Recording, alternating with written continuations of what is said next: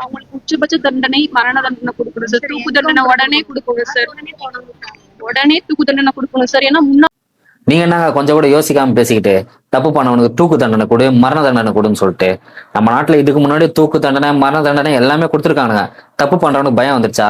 இன்னமும் பண்ணிட்டு தானே இருக்கான். இன்னைக்கு உங்க வீட்டுக்குள்ள நுழைஞ்சிருக்கான், நாளைக்கு இன்னொரு வீட்டுக்குள்ள நுழைய மாட்டானா? கண்டிப்பா நுழைவான். நம்ம நாட்டுல அதிகபட்ச தண்டனை மரண தண்டனை, தூக்கு தண்டனை தான். அதை கண்டுமே அவனுக்கு பயம் கிடையாது. அப்ப என்ன பண்ண முடியும்? மேபி இப்ப நான் சொல்றது 1% எக்ஸ்ட்ரா கொஞ்சம் சைக்கோத்தனமா தான் இருக்கும். 1% பயம் வர்றதுக்காக இந்த தூக்குல போட போறாங்களே, அவனை லைவ் டெலிகாஸ்ட்ல காட்டுங்க சார். அவன் எப்படி பயந்துட்டே போறான், அவனை தூக்குல போறதுக்கு அப்புறம் எப்படி துடிச்சு சாவறான். இதை கொஞ்சம் லைவ் டெலிகாஸ்ட்ல காட்டினீங்கன்னா பொது ஜனங்க பார்க்கட்டும். பார்த்து நாளைக்கு ஒரு குழந்தை மேலேயோ இல்ல ஒரு பொண்ணு மேலேயோ கையை வைக்கும் போது ஒரு பயம் ஒண்ணு வரும்.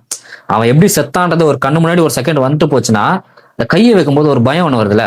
மேபி நாளைக்கு வந்து அது ஒரு குற்றங்க கம்மியாவதுக்கான ஒரு சான்சஸ் அதிகமா இருக்கலாம்ல அப்படின்னு சொல்லிட்டு ரெக்வஸ்ட் பண்ணி கேளுங்க. நீங்க கேட்கறதுல தப்பு இல்லையே. பாதிக்கப்பட்ட நீங்க உங்களுக்கான உரிமை வேணா கேட்கறதுல தப்பு இல்லையே. இன்னொருத்தவங்களுக்கும் இது நடக்கக்கூடாது, அதை பண்ணும்போது அவனுக்கு பயம் வரணும்னா கேட்கறதுல தப்பு இல்லையே. பண்ணுவாங்களோ பண்ண மாட்டாங்களோ, மேபி கேட்டுதான் பாருங்களேன். பண்ணா நல்லது தானே.